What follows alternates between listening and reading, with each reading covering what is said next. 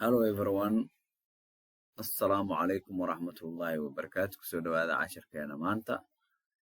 Marka casharka maanta dhigoono waxa waaye the simple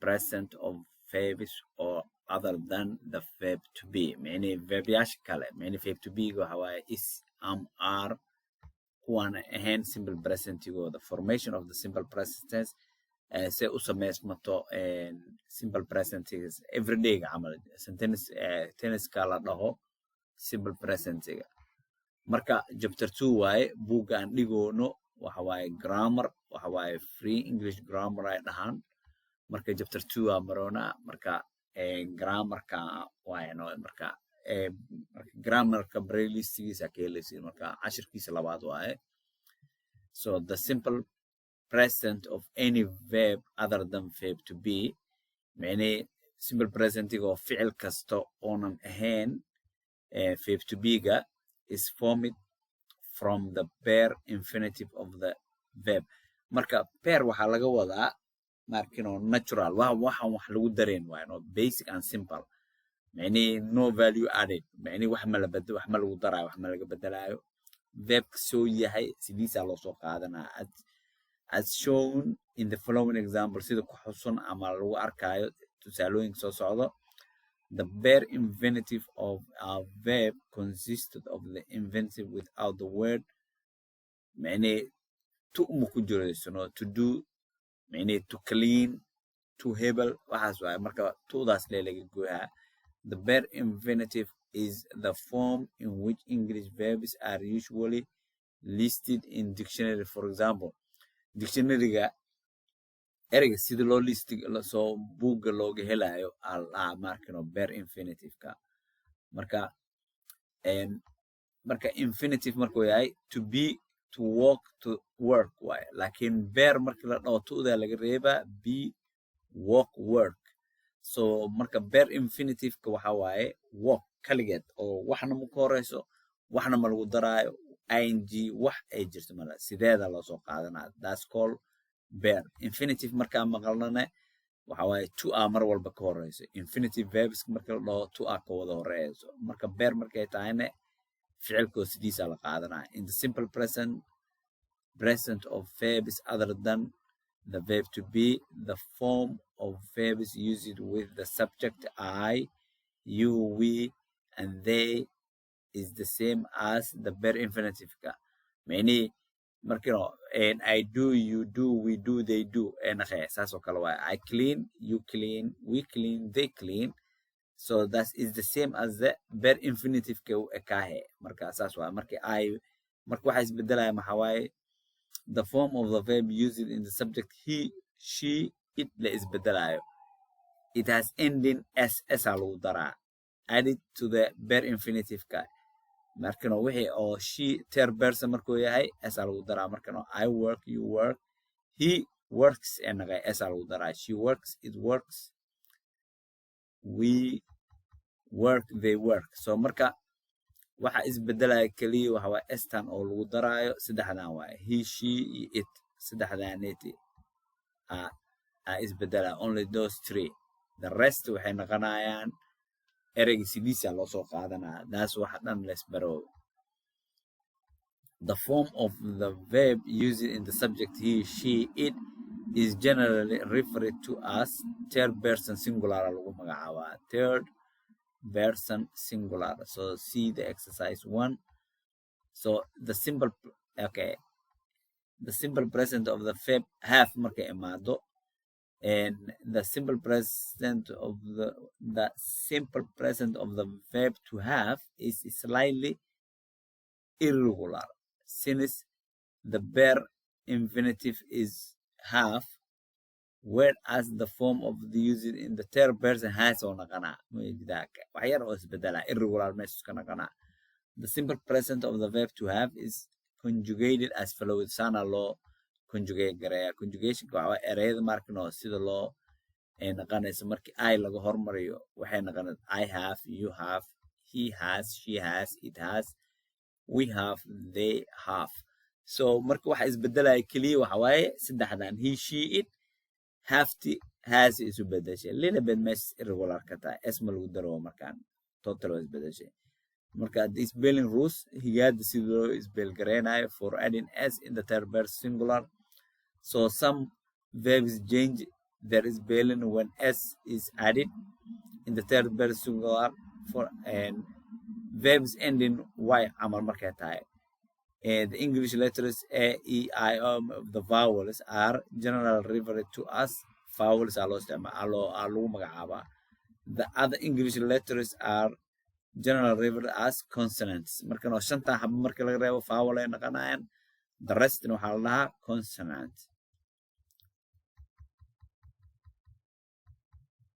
so when a verb ends in y immediately preceded by a consonant hadduu xaraf oo aamusnaana ka horeeyo consonant the y is changing to ie aa loo bedelaa before adding s intaan lagu darin in each of the following examples the consonant immediately preceding the final y is underlined so study dy consonant ka horeeyo study and y waxaa loo bedelaa ies aa laga dhigaa ies carry consonant y s r y then ies aa lagu bedelaa marka y-da however when a verb ends in y immediately preceding by a vowel suppose then the y is not changed before the adding s in the following examples the vowel immediately preceding hadduu marka vowel ka hore y-da mar walba ies aa lagu bedelaa ma dhihi karno sababtoo ah enjoy o oo vowel ka horeysay then s lee lagu daraa by oo ah buy uda waxa vowel s lee lagu daraa marka vowels kala arko s aan ku dareynaa markaan ku consonantiga aragnana y-da ies aan ku bedeleynaa exactly saas la waa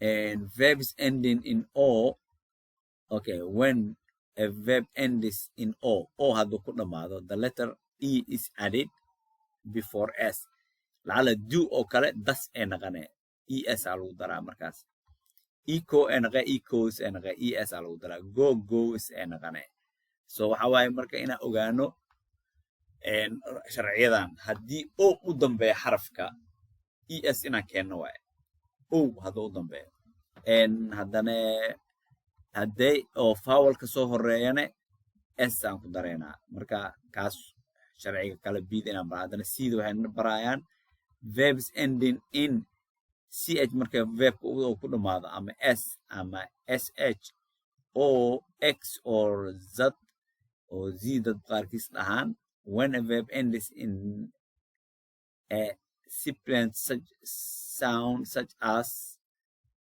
xarfahan marka u dambeeyo the letter e is added before adding s marka kuwan markay saan u dambeyso sida waxay raacee es aa lagu daraa markaas markino plural-ka marka la sameynayo markino es marka waxa waa pass s aa u dambeyso so s sharciyadan inta ku jira passes aa la dhayaa es push pushes watch watches fix fixes bus buses so marka rulkan kalena inaan ogaano waayo marka more practice more reading hadaa sameyno easy naqana english wuxuu ku fiican yahay akhris kale la badiyaa bas daaseed caadi ku naqana marka pronunciation of the es ending a syllable is a unit of pronunciation usually consists of a vowel sound which may or may not be accompanied by a consonant when a verb ends in a sibilant such as xarfaha markuu ku dhamaado waano ending the third person singular proceeding as a separate syllable the reason for this is that these sounds are so similar to the sounds of the es ending that the ending must be pronounced as a separate syllable in other okay bus buses just akhris kale no barawaan marka no bush bushes catch catches mix mix so haddana maxay dhaheen familiar. Okay, similarly when s is added to the verbs ending sana de u dambeyso kale c g e s e z e, the final es is usually pronounced. Yeah, marka raise marka la dhahayo raise is s le lagu daraa. Rage, brace, braces, doses.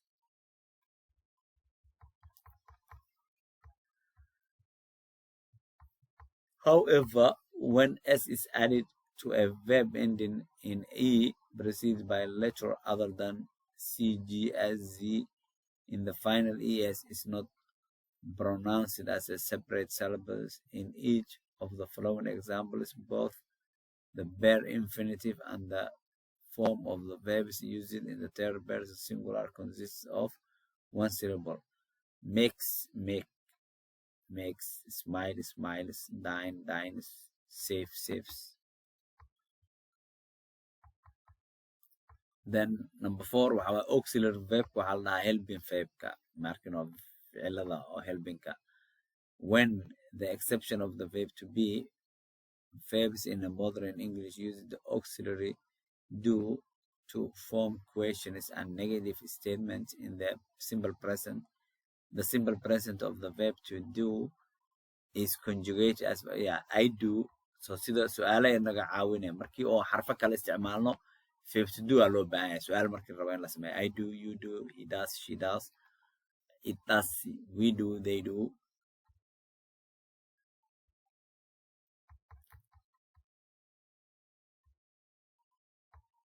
So auxiliaries are verbs which are combined with other verbs. Auxiliary waxa waa ficil kalkaaliyaal waa ficil kala lagu daraa to form various tenses. Jumlooyin kale say u sameeyaan tensiyaasha dhan. It should be noted that waa in la ogaado when the auxiliary is combined with another verb ficil kale haddii lagu xiro, it is the auxiliary which must agree with the subject while the form of the other verb remains invariable. Many auxiliaries ka isbeddelaya ficilka kale sidiisu ahaana. When the auxiliary do is combined with another verb, the other verb always has the form of the bare infinitive oo haysana marka. You do clean, you do marka saas xarafka sidiisa loo qaadanaa. Is marka la dhahayo okay, a question su'aal marka la sameynayo, in order to form a question in the simple present tense, simple present of any verb other than verb to be, the simple present of the auxiliary do is added before the subject and the bare infinitive of the verb is placed after the subject. For example, I work marka dhahdid su'aal la rabaa in la sameeyo. Do I work? Do I work? You work? Do you work? He works, does he work? She works, does she work? It works, does it work? We work, do we work? They work, do they work? So that's easy. Saas la loo sameynaa su'aal. Negative statement marka la sameynayo, in order to form a negative statement, the simple present of the auxiliary do followed by the word not lagu darale negative in laga dhigo is placed before the bare infinitive.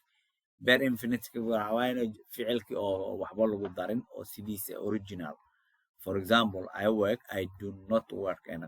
You work, you do not work. He works, he does not work. She works, she does not work. It works, it doesn't work. We work, we do not work. You work, you do not work. So exercise 7 in this book, ardada laga rabaa kaas way exercise. Without contraction, do not, don't markii la soo gaabiyo, does not, doesn't. Negative questions. To form a negative question, the simple present of the auxiliary do is placed before the subject and the word not followed by the bare infinite is placed after the subject. However, when contraction are used, the contraction form of not flows immediately after the simple present of the auxiliary of do. Okay, So waxay noo sheegayaan su'aasha sameeyaa. So do I not work? Don't I? Marka la dhahayo lasoo gaabiyayo do I not? Don't I? Don't yaa laisku xiraa I pronoun kala dambeeya haddii contraction imaado don't doesn't yaa lasoo hormarinaa laakiin sida kale does he not ay naqayaan laakiin doesn't marka contraction isticmaalaysa saas leeyahay.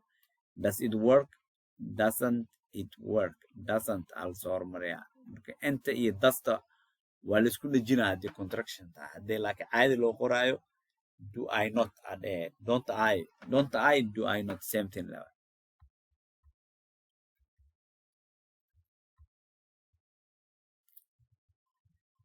So tag question is waxa waaye the auxiliary do or does is used for a tag question which flows in a statement containing the simple present of the verb other than verb to be. haddii verb to be ahaynin do iyo das aa la isticmaalaa markay tag question imaado laakiin markay verb to be tahay either verb to be aa la isticmaalaa tag do ma la isticmaalaa. In the following examples the negative tag questions are underlined hoos aa laga xariiq waaye. Contractions are usually used in a negative tag questions. I work affirmative waaye. Don't I miyaanan shaqayn don't I. You work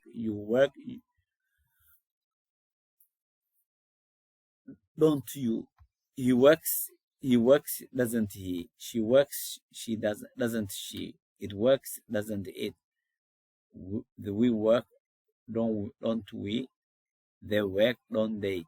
So marka wax kalan ku darayna waxa waaye I work kan marka statementiga oona negative ahayn tag questionska waxay noqonayaan negative don't I aa la isticmaalaa laakiin I do not work marka inta negative aa leed intana waxay noqon leed positive do I bas leela dhelaaya marka exampleadan ku arkayna haduu leeyahay soo socdo. So the verb to have it should be noted that particularly in British English in the case of the simple present and simple past of the verb to have questions and negative statements are sometimes formed in the same way as the verb to be without the use of the auxiliary do. He has a sister, hasn't he? meesha laga dhigi lahay iyo doesn't he iyo marka sideeda loo isticmaali karaa hasn't he. So exercisekan soo galnay ardada laga rabaa marka exercisekan su-aasha fiiriya waxay idin dhees ka jawaaba ka shaqeeya adinka leewaa.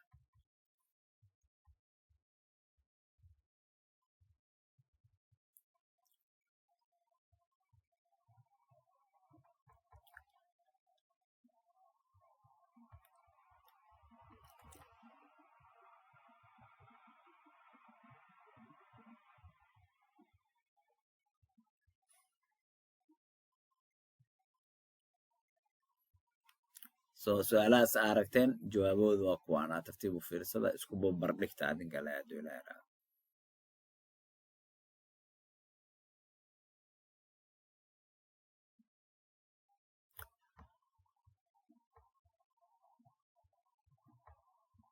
So casharkeena maanta waa naga intaas. Assalaamu calaykum waraxmatullaahi wabarakaatuh.